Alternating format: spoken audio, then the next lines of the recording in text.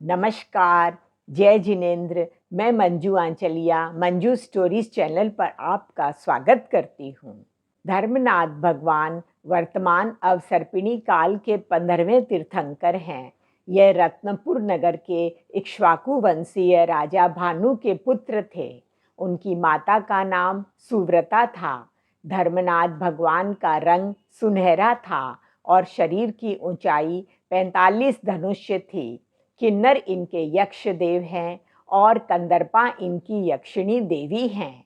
इनका प्रतीक चिन्ह वज्र है।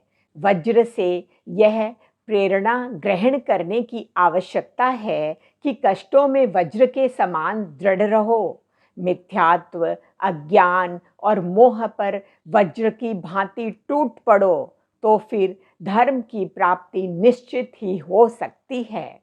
धर्मनाथ भगवान ने कषाय के स्वरूप पर शिक्षा दी थी। इनका आयुष्य 10 लाख वर्ष का था। इनका जीवन वृत्तांत जानने के लिए देखें 24 तीर्थंकरों के जीवन चरित्र की श्रृंखला में 15वें तीर्थंकर धर्मनाथ भगवान की कहानी। प्राचीन काल में भरत क्षेत्र में बद्दिलपुर नाम की समृद्ध नगरी थी। वहाँ के राजा सिंहरथ थे। वे अपार संपत्ति और विशाल राज्य के राजा होते हुए भी जल में कमल की तरह निर्लिप्त जीवन जीते थे। जीवन के संध्या काल में विमल वाहन मुनि के पास उन्होंने दीक्षा ग्रहण कर ली। धर्म की निर्मल आराधना करते हुए तीर्थंकर नाम कर्म का उपार्जन किया। आयुष्य पूर्ण कर वे वैजयंत विमान में महान रिद्धि संपन्न देव बने। वहाँ की आयु पूर्ण कर उनके जीव ने रत्नपुर नगर के भानु राजा की रानी सुव्रता की कुक्षी में प्रवेश किया। प्रभु के गर्भ में आते ही माता का जीवन विशेष रूप से धर्ममय बन गया। माघ शुक्ला तृतीया को पुत्र का जन्म हुआ। तब राजा ने गर्भ प्रभाव की चर्चा करते हुए पुत्र का नाम धर्मनाथ रखा।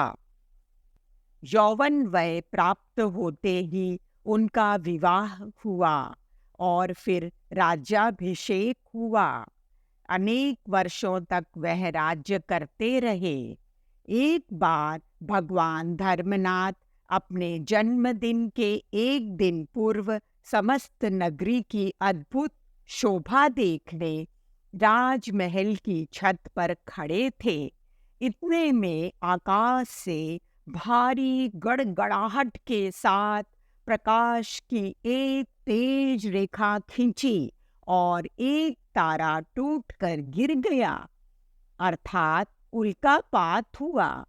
उसे देखकर महाराज अनंतनाथ को जाति स्मरण ज्ञान हुआ और उनका मन वैराग्य से भर गया। वर्षी दान देकर माघ सुदी त्रयोदशी के दिन बेले के तप में 1000 राजाओं के साथ प्रभु ने संयम ग्रहण किया। पोष शुक्ला पूर्णिमा के दिन प्रभु ने केवल ज्ञान प्राप्त किया। पूरे अवसर्पिणी काल में 63 महापुरुष होते हैं। उन्हें शलाखा पुरुष कहा जाता है।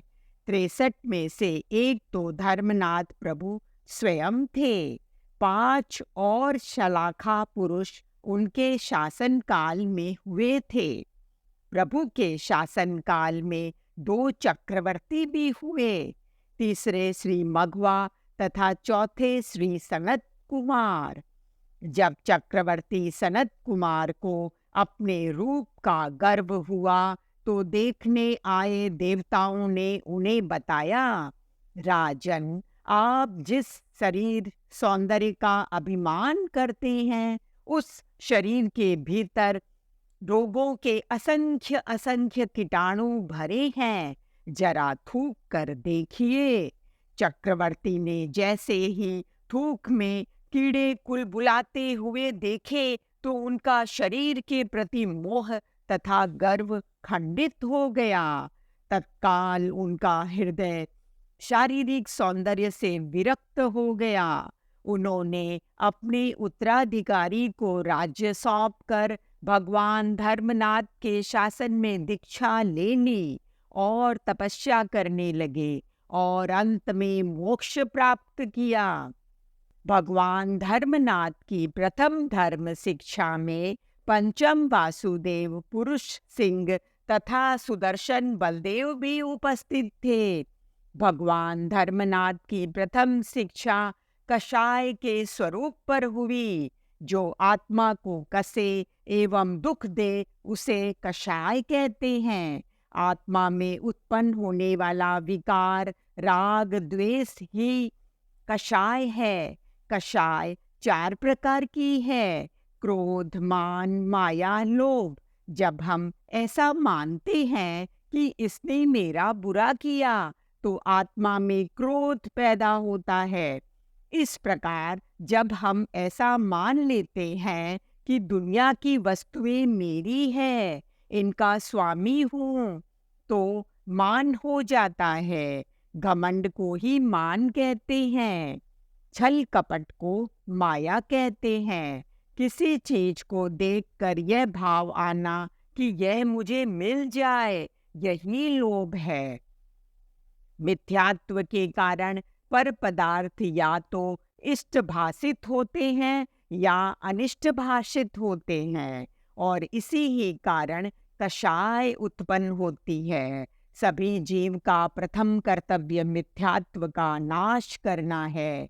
इस प्रकार 15 लाख वर्षों तक तीर्थंकर के रूप में विचरण करके भरत क्षेत्र के भव्य जीवों को धर्म अमृत का पान कराया।